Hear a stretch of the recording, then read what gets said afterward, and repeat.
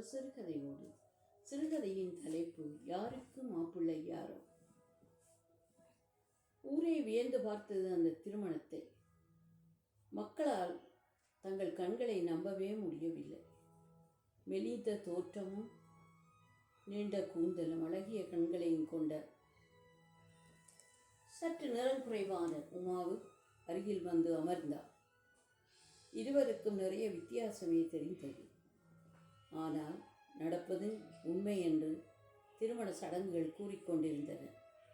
அவளின் சகோதரி ரமா கண்களில் கோபம் கொப்பளித்தது. என்ன விதியோ, அழகியான தனக்கு நிறம் குறைந்த மாப்பிள்ளை கருமையான தோற்றமுள்ள தன் தங்கை உமாவிற்கு இப்படி மாப்பிள்ளை அமைந்தது சற்று எரிச்சலை ஏற்படுத்தியது. உண்மைதான், அழகு என்பது பார்ப்பவர் கண்களில் தானே உண்டு.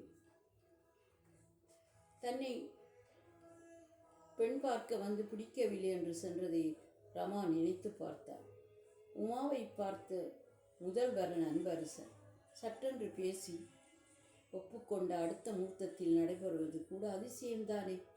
தன்னை விட அவளிடம் என்ன திறமை உண்டு? நன்றாக பேசக்கூட வராது, திக்குவாய் வேறு. அப்பா சொல்வது போல திறமைகள் இவளிடம் மறைந்துள்ளதோ? கவலை சூழ அவளை உற்று பார்த்தாள். மங்களத்தால் தாலி மார்பில் அசைய மணமேடையை இருவரும் சுற்றி வந்தனர். ராமநாதன் கைகூப்பி வணங்கினார். அவரது பிள்ளையாரை அவர் என்றும் கைவிடவில்லை. பந்தயத்தில் தோற்றது நான் தான். அம்மாவின் தீர்க்கமான பார்வையும் பேச துடிக்கும் வார்த்தைகளை அடக்கியும் தலை கவிழ்ந்தாள் ரமா. உமா தாயை போல மாநிறம்தான், ஆனால் கண்கள் மிக அழகானவை. சிறுவயது முதலே திக்குவாய்தான். பேச துவங்கினால் அது மறைந்துவிடும். எதை சொன்னாலும் மிக பொறுமையாக செய்வார். அவளது வேலை ஒவ்வொன்றையும் பெற்றோர் ரசித்து மகிழ்ந்தனர். ஒரு நாள் திருமண பேச்சு வந்தபோது, அப்பா, என்னால் உங்களுக்கு பிரச்சனை இல்லை. நான் நன்கு படித்து கம்ப்யூட்டர் சயின்ஸும் டிப்ளமா செய்துள்ளேன்.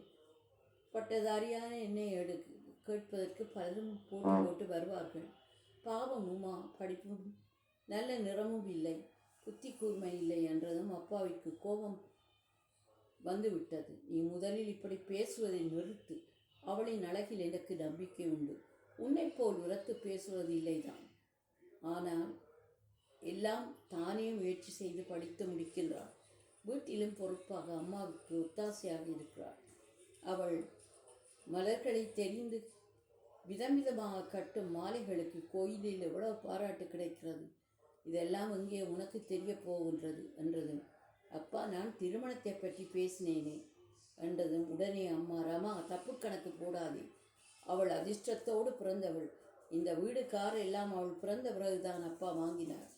அதனால் அவள் வாழ்க்கையும் நன்றாக அமையும் என்று கஸ்தூரி சொல்ல ரமா அமைதியானாள். உமா அவரின் பேச்சை கேட்டு ஒரு வார்த்தையும் பேசவில்லை. ஒரு சிரிப்புடன் அவ்விடத்தை விட்டு அகன்றாள். கல்யாண வயசு வந்ததும் ரமாவோடு தான் ராமநாதன் சிரமப்பட்டார். சாக்கு போக்கு சொல்லி வரன்கள் விருப்பமின்றி செல்ல அதிர்ச்சி அடைந்தார். பின்னர் கோயிலில் சாந்தி சடங்கு என்று பல செய்த பின்னரே ஒரு இடம் அமைந்தது. அதனால் உமா மௌனமாக ஏற்றுக்கொண்டார்.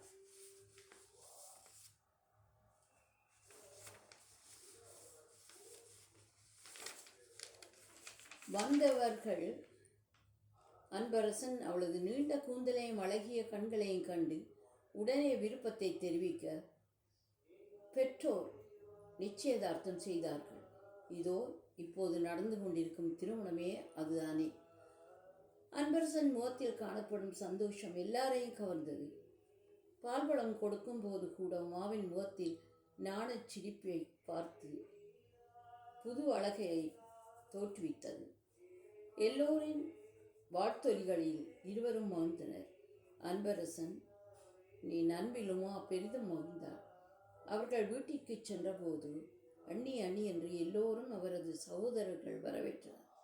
அவளது சுறுசுறுப்பையும் நுட்பமான வேலையையும் ரசித்து மகிழ்ந்தனர். மருதாணி போட்டிருந்த அவளது விரல்களின் நகங்கள் பிறை போல காணப்பட்டது. அதை கண்டு அண்ணி எனக்கும் வைத்து விடுங்கள் என்றதும் மாலையே பறித்து அரைத்து தொப்பியாக விரல்களில் போட்டு விட்டாள். பின் உணவை தானே ஊட்டிவிட்டு சிரித்தாள். இலகுவாக தன் கணவரின் மனதிலும் இடம் பிடித்து வாரத்திற்கு 2 முறை பெற்றோரை வந்து பார்த்தாள். இருவரும் கைகோர்த்து செல்லும் அழகைக் கண்டு கஸ்தூரி உன்னைப் போலவே உன் மகள் உமா இருக்கிறாள் என்றதும் எனக்கும் அப்படித்தானப்பா தோன்றுகிறது என கஸ்தூரி சிரித்தபோது ராமநாதன் நன்றி சொன்னார் இறைவனுக்கு. நன்றி, வணக்கம். யாவும் கற்பனை. சத்யா சிவா.